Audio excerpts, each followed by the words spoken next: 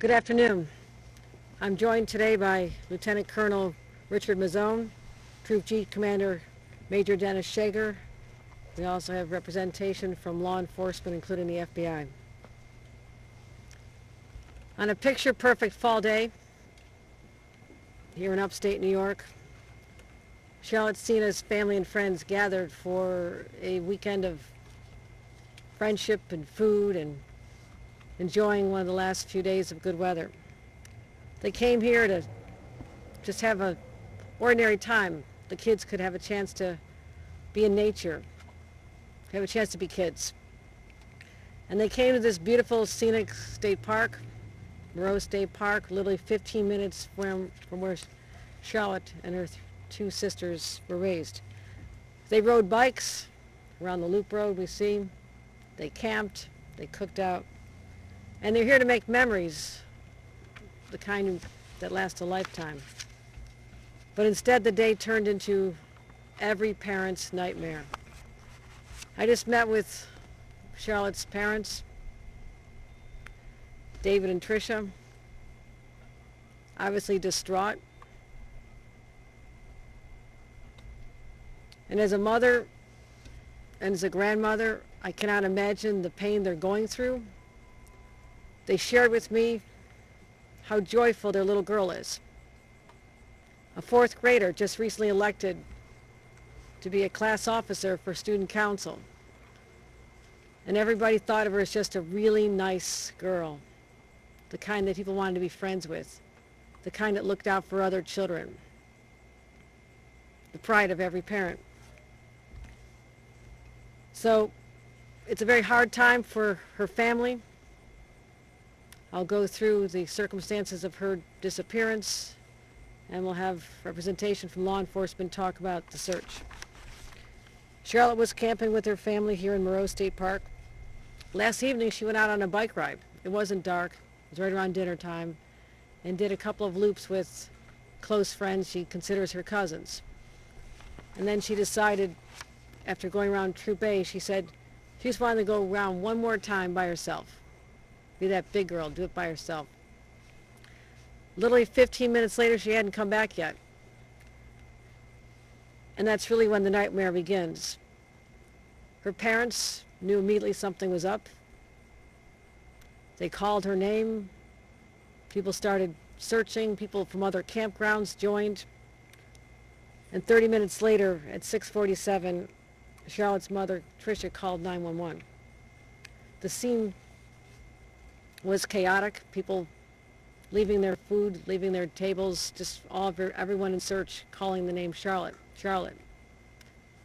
By 7 p.m., the state police were on site.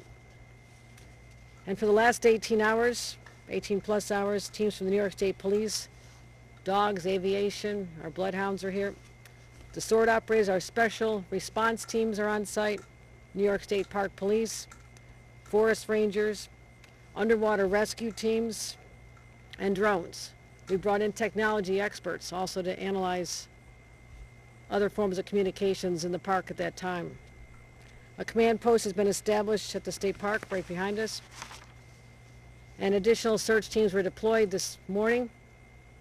Right now there's over 100 personnel deployed, 75 law enforcement on the ground, the 2 drones, an airboat, search team, 6 underwater rescue teams, another boat that has sonar. We also have the Schenectady Fire Office here assisting with the search, given that Charlotte is the niece of one of the members of the Schenectady Fire Department. We are leaving no stone, no branch, no table, no cabin unturned, untouched, unexamined in our search to find Charlotte. We'll keep the members of the public updated. I promised her parents we'll find her daughter. She's all of our daughters. Their family needs love. They need prayers. And if you know anything, if you've seen anything, you hear anything, please contact 911 to tell us what you know and what you may contribute to the search for this little girl. Hearts are broken here today in New York. Hopefully there'll be a reunion. Hopefully there'll be a family that has been traumatized but is reunited. That is our prayer and our hope at this time. With that, let me bring up Lieutenant Colonel Richard Mazzone to follow up on our continuing search for Charlotte. Thank you, Governor. Good afternoon. I am Lieutenant Colonel Richard Mazzone, Assistant Deputy Superintendent of the New York State Police Uniformed Force. Shortly before 7 p.m. last night, State Police responded to Moreau State Park in the town of Moreau for a report of a missing 9-year-old female identified as Charlotte Sena of Greenfield, New York. Charlotte was last seen at approximately 6:15 p.m. riding her bike in Loop A of the park.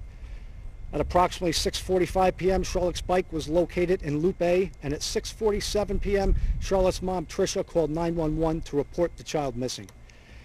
A command center was subsequently established at the Moreau State Park office, and search teams were deployed, which consisted of New York State Police uniformed troopers, State Police Special Operations Response Team, New York State Park Police, Forest Rangers, and our unmanned aerial systems, underwater recovery team, aviation, and canine, as well as several civilian volunteers.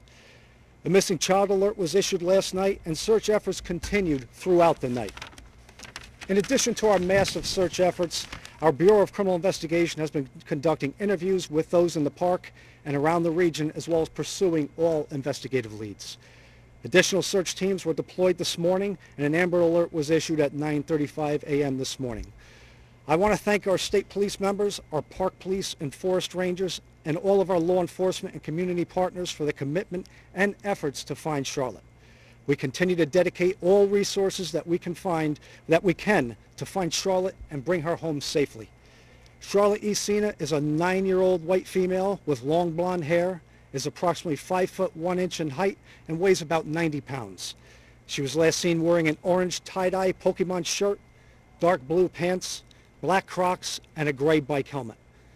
Members of the State Police Wilton BCI will be leading this investigation, and anyone with any information is asked to call the New York State Police at 518-477-9333 or call 911. Any updates will be posted to the State Police newsroom at nyspnews.com. Thank you.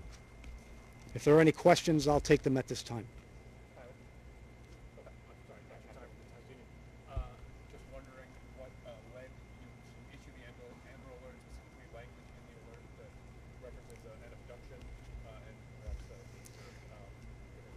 Well, following our exhaustive search of the park, we took that step of issuing the Ambert Alert because we felt that after that exhaustive search, when we couldn't find her here, it was quite possible that an abduction had taken place.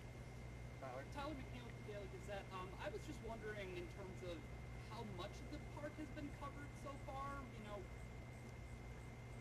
Where exactly? It's a relatively large park. Well, certainly we started at the area that she was last seen, and over the course of the last 18 hours, we've conducted an exhaustive search of the park. We've been checking the waterways. As I mentioned, we have our drones and aviation assets looking from above while our teams are on the ground. We had a bloodhound assigned to this area, several other canines, so I feel confident at this point. We've conducted a search of this park, and we're going to continue with that while we also search every other avenue.